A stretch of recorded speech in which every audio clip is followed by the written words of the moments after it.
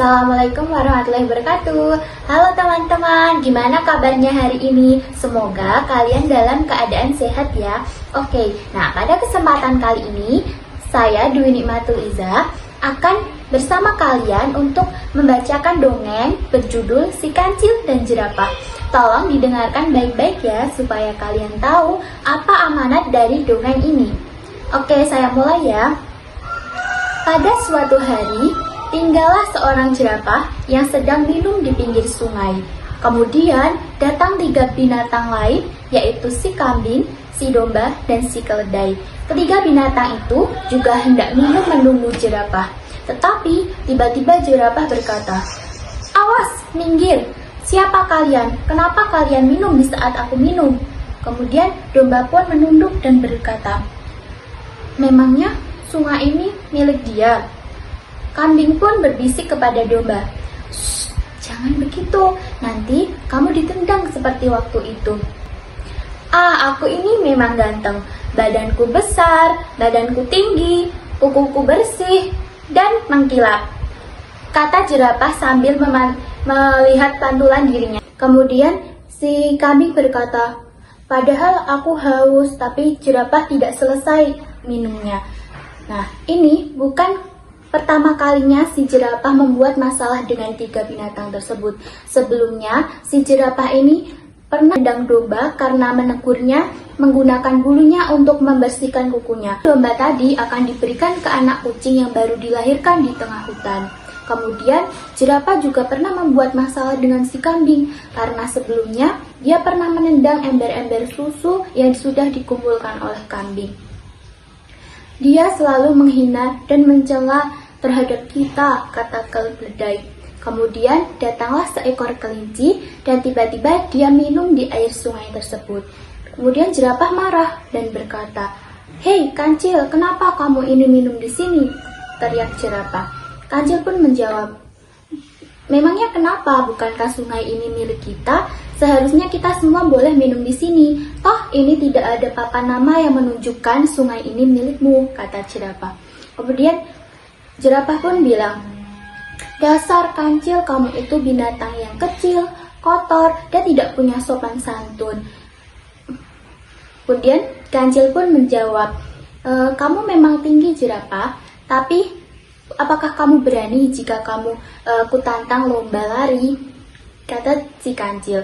Kemudian jerapah pun semakin marah dan menerima tantangan si kancil. Kamu salah memilih lawan. Aku ditantang lomba lari, pastilah aku pemenangnya." Nah, kemudian pada saat itu jerapah dan kancil melakukan lomba lari ditonton oleh penghuni hutan. Kancil yang kecil dapat berlari dengan kencang dan melewati hutan dengan mudah. Sedangkan si jerapah yang badannya tinggi sehingga dia sulit untuk menerobos hutan-hutan yang lebat. Hingga tibalah mereka berdua di sebuah gua. Kancil dapat masuk dengan mudah, sedangkan si jerapah, dia karena badannya tinggi, wajahnya terkena atas permukaan gua dan terluka akibat stalaktit-stalaktit yang menempel di gua.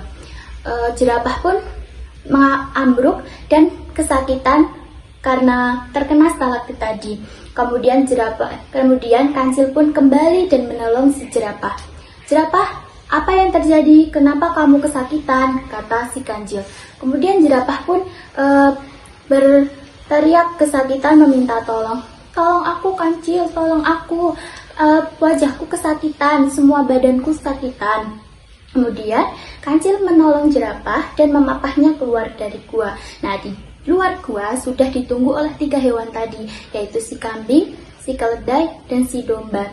Kemudian kancil berteriak, "Siapa di sini yang bisa menolong si jerapah yang sedang kesakitan?" Kemudian keledai pun menjawab, Aku bisa." Disusul lagi dengan si domba, Aku juga bisa membuat buluku untuk dijadikan perban untuk lukanya." Kemudian si kambing, aku juga bisa membawakan seember air untuk membersihkan luka-lukanya." Kemudian si jerapah pun tersentuh hatinya dan menangis sambil kesakitan. "Kenapa kalian ini baik sekali denganku? Padahal aku sudah jahat dengan kalian. Kemudian domba pun menjawab, kami memang kesal denganmu jerapah, tapi kami tidak membencimu. Kami hanya agak kesal dengan sikapmu yang sombong. Kemudian kancil menimpali, iya betul jerapah, kita semua itu hewan di hutan seharusnya saling hidup rukun dan saling membantu sama lain. Kamu memang tinggi, tapi mungkin kamu tidak bisa melihat lokasi-lokasi yang kecil. Jadi kita semua hewan di hutan pasti punya kelebihan dan kekurangannya masing-masing. Jadi janganlah kamu sombong jerapah. Nah, sampai saat itu jerapah mulai sedikit demi sedikit berubah dan mulai berteman dengan binatang-binatang lain di hutan. Dia juga mulai sering membantu binatang-binatang lain yang kesulitan. Oke. Sampai sini saja cerita kali ini. Kira-kira gimana? Kalian apakah bisa menangkap amanat dari cerita ini? Oke, aku pamit dulu ya. Mohon maaf atas kesalahan yang saya perbuat. Assalamualaikum warahmatullahi wabarakatuh.